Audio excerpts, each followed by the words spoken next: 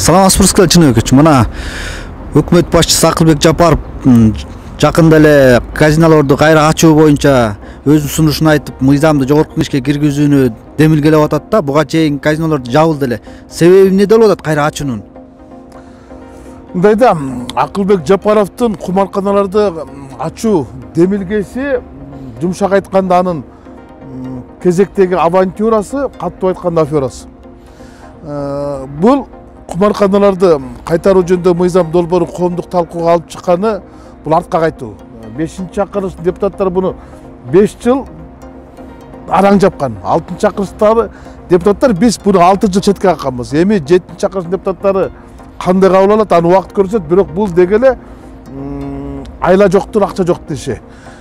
Кумарканаларды жөнүндө мыйзамды алып чыккандын өзү бул азыркы өкмөттүн мындайча айтканда ишин жоктугун көргөзүп турат да.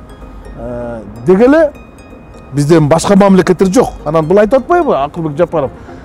Бул туристтер үчүн жасалып атат, анан кыргыздар барбайт дегенчи. Эми бул мындай да. Кыргызстанда курулган кумарканага кыргыз барбайт деген сөз, карышкыр койго кол салбайт деген сөз, же болбосо мышык чычкан жебе калыптыр деген сөз. Кантип барбай коет? Анан айтып атат 630 миллион сомдун тегерегинде бюджетке акча түшөт депчи. Мен сурайт элем да, Акылбек Кусемекович, сиз айтпадыңыз беле?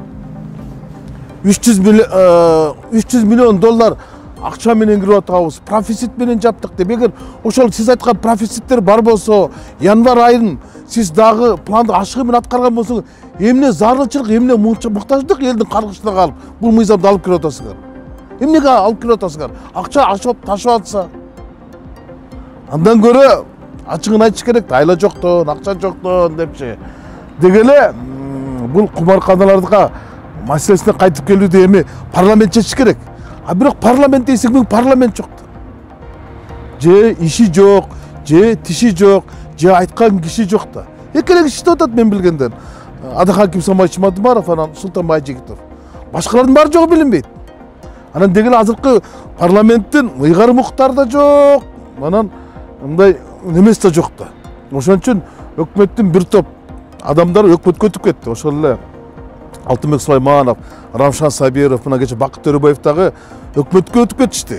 Парламентте маселе жок.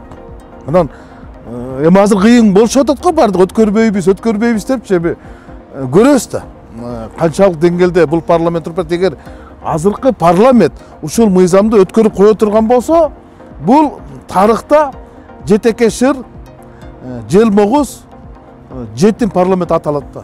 Анткени биз 6-чакырышта аяганда салгалашып туруп буну өткөрбөй койгонбуз. Канча жолу неме кылган болчу.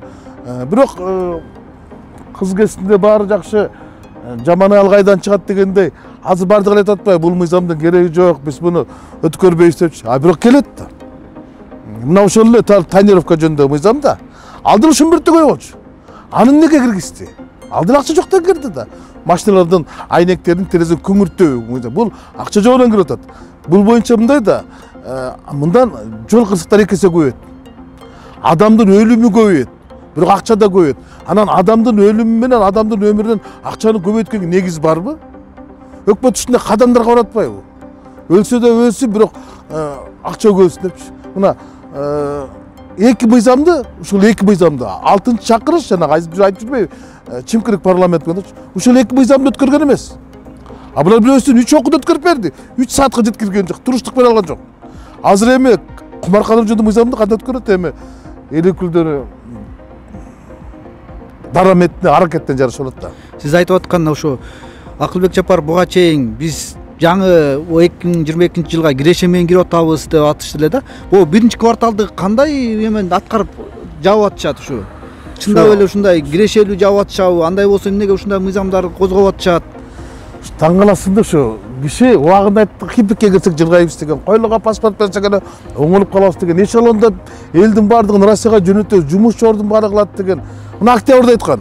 1-январдан баштап, 22-жыл 1-январдан баштап айлык баяна пенсия пасоо көбөйөт деген.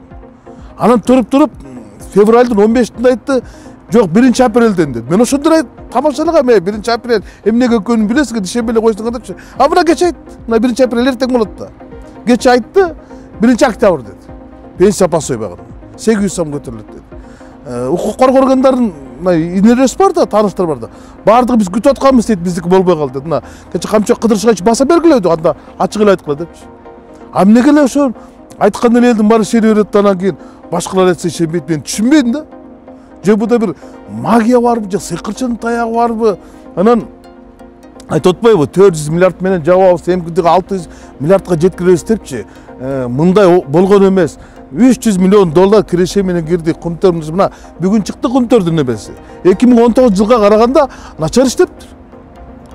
Сырттан башкаруу киргизгенде 2018 жылдын деңгээлден алтын өндүрүлүптүр, таза кирешеси ошондой эле болуптур да.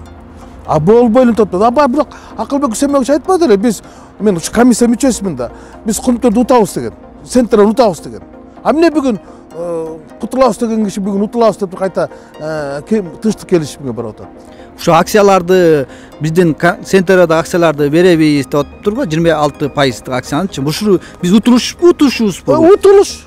Анткени биз куржалак кылып атабыз. Биз акциянын баарын өткөрүп берип атабыз. Ал акция деген жылда дивиденд бере турган нерсе. Жылда биз 26,6 эң чоң акционер биз болчук. Ошо акциябызды алып атат булар. Анан кийин баягы доолордун баарынан баш тартасыңар. Анан биз силерге тынчтык келишим деген бул баруу, бул уступка. Уступка бул деген колун көтөрдүм деген сөз, жеңилдик деген сөз да. А эмнеге башында кыйын болгон билесиздер, ошо жогорку кеңеште кумтөр боюнча маселе кармашканда жападан жалгыз мен чыгып туруп, жападан жалгыз мен өзгөчө пикир менен чыккам, же буну улутташтырайык, же болбосо коштошоюк, болбосо достошосуңар десем, ошондо баардыгы ишеничке эмес. Мен билгем ушуну. Ушундай аферага барар мен ошондой сезген болчумун. Анткени баардык нерсе ушуга алып келаткан болчу. Мына азыр жыл айланбай, жок деген биз мындай деп жогорку кеңешке барып байбылнап деген метип биз жаңы келишимге келип атабыз. Жаңы келишим деген сөз бул жарашуу. Бул адашуу деген эле сөз. Болду, биз буну алдык, ошо менен калдык. Алар алган алтын алган чыгып кетти. Анан эң негизгиси биздин акцияны алып кетти.